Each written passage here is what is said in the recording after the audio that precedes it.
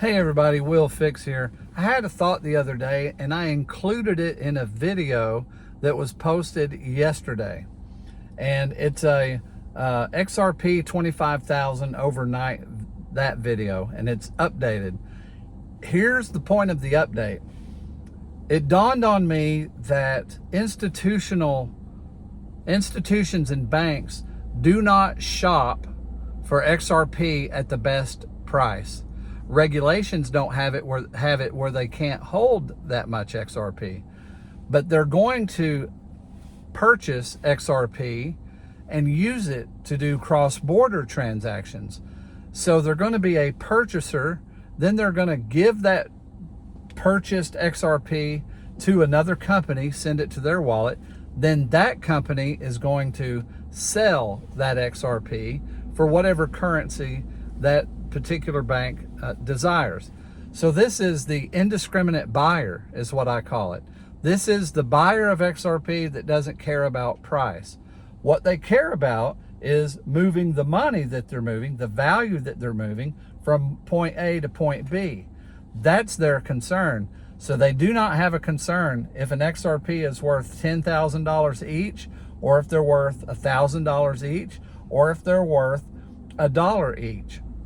But what I do know is they need to purchase the amount that is able to move the value that they're wanting to move. And when these banks and institutions get started to moving money, and you divide what they move their yearly into 365 days and give it an average of what they move per day, you still end up with a ginormous amount of money that's being moved by XRP. And $1 ain't going to get it.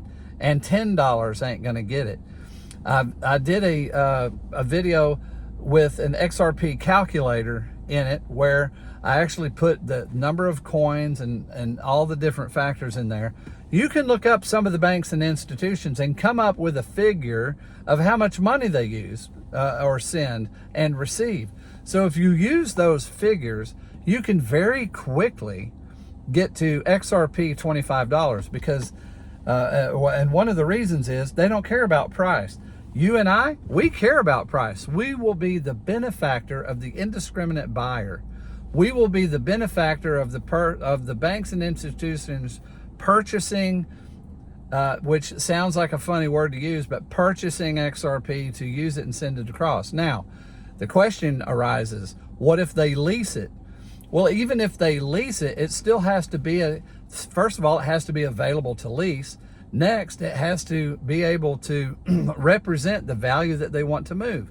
So you're going to have, we already know there was 1,700 companies with non-disclosure agreements that they couldn't disclose who these 1,700 institutions were.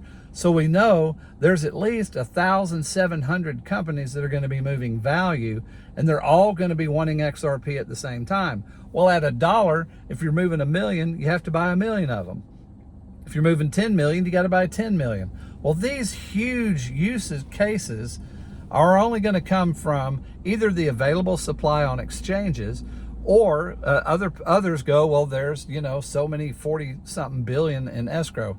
But you also have to understand, they're not going to be so quick to use the escrow money. Number one, they can't. There's many rules surrounding the escrow. For instance, they've been releasing, $1 billion a month, but they've been turning 800 million of those around, sticking it back in escrow. Did you know that they made a rule that you can't touch that 800,000 for 40 months? So we have 40 months of lockup of approximately 800,000 that's locked up. So that's close to, well, what's 800 million times 40 months? That's a lot that's locked up. So every month you end up with that being able to be unlocked again. Then there's other rules on the escrow that limit how much can be released. So it's going to be an amalgamation of some of it's going to be from escrow, some of it's probably going to be from the market maker, some of it's going to be on the open market from exchanges, and there's rules in place on what can happen and how much can be used. But it boils down to this. It boils down to the indiscriminate buyer of XRP is going to be the one, or the user of XRP is the price driver. We will benefit from that. Now, we are the smallest percentage of holders. Now, if you think of Ripple and how much they're holding in escrow, dude, that's their bank accounts. They're not going to unload all of their bank account and not have anything in the future, right? So they may lease it, but it's still going to have the same effect on what they can lease. The same effect is still going to happen to you and me. It is going to be institutions purchasing large amounts, and then the institution they're sending it to selling large amounts. Some of them will be holding for a day or two. We know, according to the crypto rules, they can't accumulate a ton because it's considered a risky asset. So they have a certain percentage that they can hold, but those are quarterly reports. So they just have to be clean on the quarterly report. So they can hold it for an amount of time, and they may do that. They may emulate what Vostro Nostro accounts are doing by just, when I say emulate, they may hold on to a lot of XRP, knowing they're going to send some tomorrow or need some tomorrow, and if they get a ton, send to them. So they may hold on to it. They're going to work for their best interest according to how they move money, which, if you ask me, doing all of these individual transactions wouldn't be conducive when you know you're going to need to send some tomorrow. Why wouldn't you hang on to it today?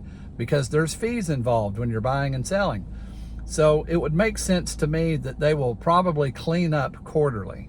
So I just wanted to share that with you, that I call it the indiscriminate buyer, but it's the banks and institutions who will be using XRP who do not care about price. That is the additional information, that is the update on the very first video I did, which was XRP 25,000 overnight. It went viral. And the one that I just released yesterday, which is by the same title but just has update, it's close to surpassing it's had 45 some odd thousand views, and it hasn't been a day yet. So it's obvious to me that people are liking the video. But I wanted to describe the indiscriminate buyer as a separate video because I feel like it's a truth that that I haven't seen anybody else talk about, but it is a truth. And so I wanted to just throw that out there because it's an exciting piece of news. It's as exciting or more exciting than Gary Gensler is stepping down. Gary Gensler has announced he's stepping down on Inauguration Day. So he wants to be a thorn in the flesh until the very day, you know, this guy.